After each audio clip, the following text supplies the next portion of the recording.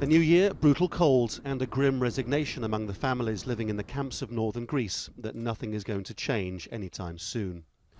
But by night, a whole different set of problems presents itself. In places like this, a former toilet paper production plant, most people take to their tents after dark or huddle around fires in the cold. Many refugees have described to Al Jazeera how gangs of young men have taken control by force, unrestrained by the Greek authorities. This young brother and sister were eventually forced out of their camp.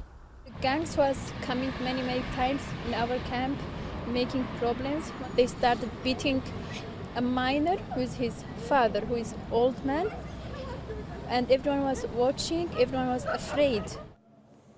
The United Nations Refugee Agency has raised the protection of refugees repeatedly with the Greek government, but with no results. We have raised the issue also with the government, alarming them about that there's something has to be done, security situation should be improved, because it is part of the international protection also of refugees for them to actually feel safe in the place where they are residing right now.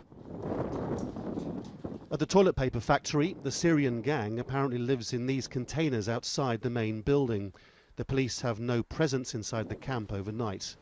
It isn't very difficult to see why the police don't have much appetite for investigating potential crimes carried out in a place like this, because they'd almost have to go tent to tent interviewing any number of people in a foreign language, which would be potentially very provocative. Equally, the government might find the idea of investigating crimes inside one of its own refugee camps politically difficult.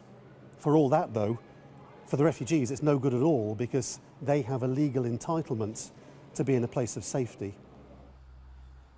And that's certainly what Mohammed thinks. He's a Syrian who had his tent destroyed because the gang thought he was one of a group of Algerians they were fighting with.